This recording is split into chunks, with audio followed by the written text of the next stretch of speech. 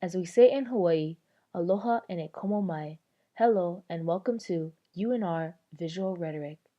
My name is Ku'uwipolani Oho'omaluhia Gonzales-Reyes, but I go by Ku'uwipo for short.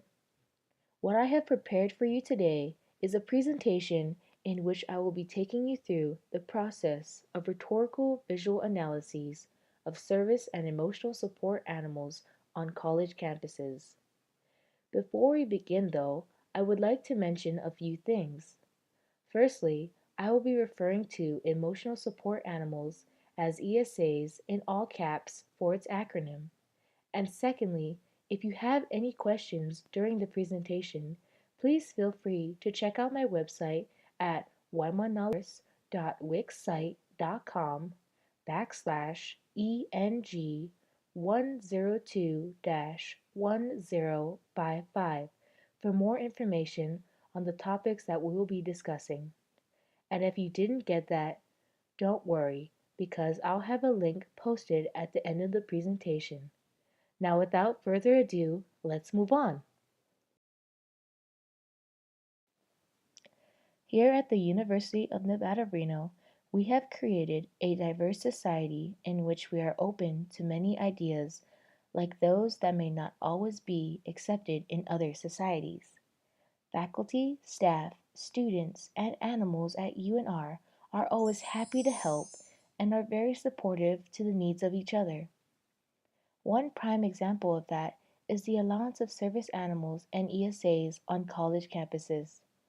Although some are against the idea of animals being allowed on campus due to it being a distraction and a possible nuisance, nevertheless, service animals and ESAs are still allowed because these animals are actual lifesavers to some, can perform many tasks, and can help those with medical problems that are not always apparent.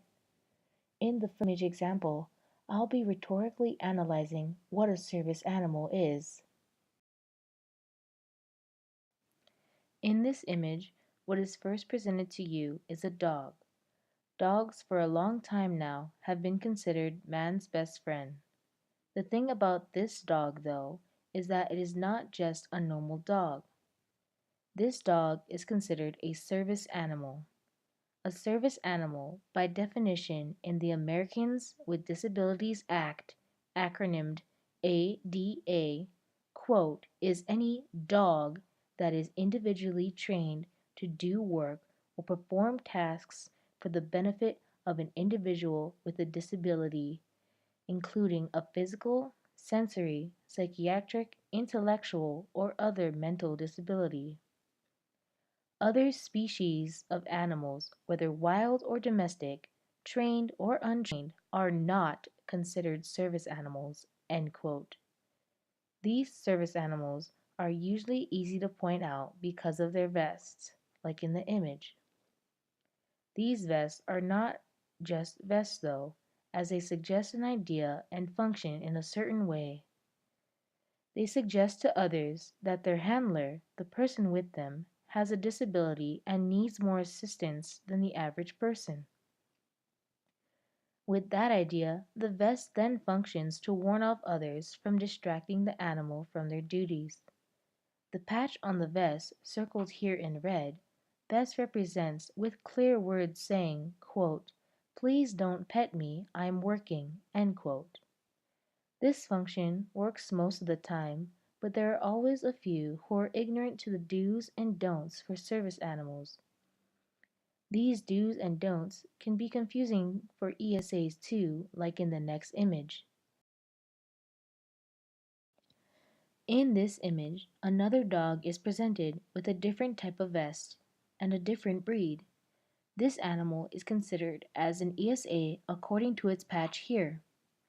Being acknowledged as an ESA, it is suggested that the animal helps their partner, the person that they are with emotional support needs. A program called Pause for Love has many emotional support animals that visit monthly at the Knowledge Center on the UNR campus. The animal functions to do their job successfully when their partner is able to feel more comfortable in situations where they usually wouldn't, or if it lowers their anxiety. This is different from a service animal, which services their handler rather than just supporting them like a person morally supporting another. These vest wearing animals help people in different ways on college campuses, but pets are another story when introduced to campuses. A friendly looking pup is waiting for a nice belly rub from the next person that comes up to it in this image. A dog is also presented to you, but the difference is that the animal is not wearing a vest to identify what it is. Is it a service animal or an ESA? Without the vest, it is suggested that the animal is a mere pet, which is technically not allowed on college campuses and has no real function compared to a service animal and ESA in the previous slides. Yes, a pet has a function in itself as being man's best friend, but on the premises of a college campus, they have no function nor purpose besides being a distraction and possible nuisance for some. Animals, just like people, have a time and place to be, and it needs to be decided when it is right or not.